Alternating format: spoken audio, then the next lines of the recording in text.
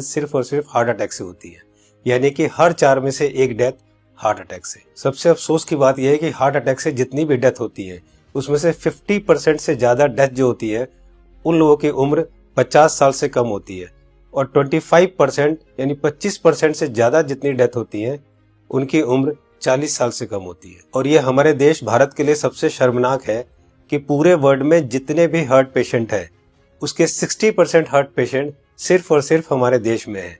यानी कि अगर पूरे वर्ल्ड में 10 करोड़ लोग हार्ट के पेशेंट हैं उसमें से 6 करोड़ लोग सिर्फ और सिर्फ हमारे देश यानी भारत में है। यानी कि हमारा देश हार्ट डिजीज में नंबर 1 है। आज हमारे देश में 30 लाख लोग हर साल हार्ट अटैक से मरते हैं, यानी कि रोज हमारे देश में 9 से 10 हजार लोग हार्ट अटैक से मर जाते हैं। आपने अक्सर अपने आसपास सुना होगा कि आजकल बहुत यंग लड़कों के भी हार्ट अटैक हो रहे हैं और बहुत सारी डेथ आजकल यंग लड़कों की भी हो रही है। Ministry of health and family welfare के अनुसार पिछले 9 महीने में कोविड-19 से हमारे देश में करीब 1.5 लाख लोगों की डेथ हुई है, जबकि पिछले 9 महीने में हार्ट अटैक से हमारे देश में करीब 22 से 23 लाख लोग मर चुके हैं।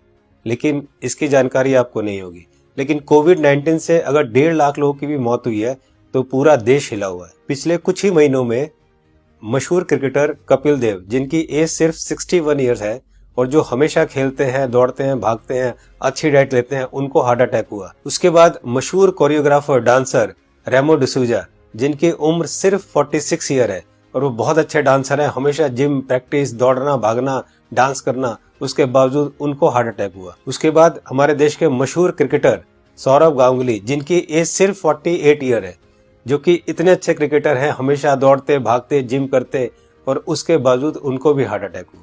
दोस्तों, हमारे देश में जितने भी लोग हार्ट अटैक से मरते हैं उनमें अक्सर लोग हॉस्पिटल तक भी नहीं पहुंच पाते। तो आइए आज इस वीडियो में हम जान लेते हैं कि अगर अचानक किसी को हार्ट अटैक आए तो उसे तुरंत क्या करना चाहिए। तो आज मैं आपको तीनों